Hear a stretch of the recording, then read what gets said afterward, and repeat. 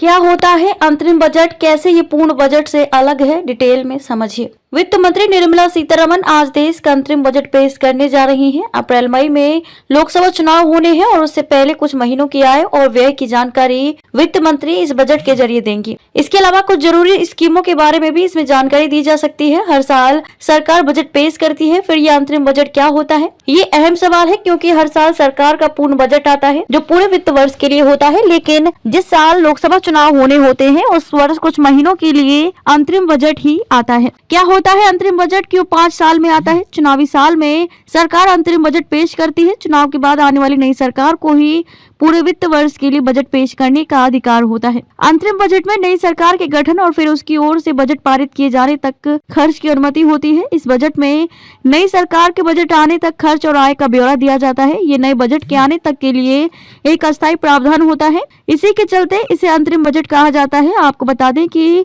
2019 के आम चुनाव से पहले वित्त मंत्री अरुण जेटली बजट नहीं पेश कर पाए थे। उनके स्थान पर पीयूष गोयल ने बजट पेश किया था क्योंकि अरुण जेटली का स्वास्थ्य खराब था। चुनावी साल में क्यों नहीं आता पूर्ण बजट? अंतरिम बजट में सरकार का खर्च, राजस्व, राजकोषीय घाटा, वित्तीय प्रदर्शन और अगले कुछ महीनों का अनुमान जारी होता है। वहीं पूर्ण बजट में पूरे वित्त वर्ष का ही लेखा जोखा पेश किया जाता है। चुनावी वर्ष में पूर्ण बजट नहीं आता है। चुनाव खत्म होने के बाद नई सरकार बजट लेकर आती है। गौरतलब है कि वित्त मंत्री निर्मला सीतारमण इस बार अपना 6ठा लोकसभा बजट पेश करने जा रही हैं। अब तक सरकार की ओर से कुछ कहा नहीं गया, लेकिन माना जा रहा है कि पीएम किसान सम्मान निधि और आयुष्मान भारत जैसी योजनाओं के बजट में इजाफा किया जा सकता है।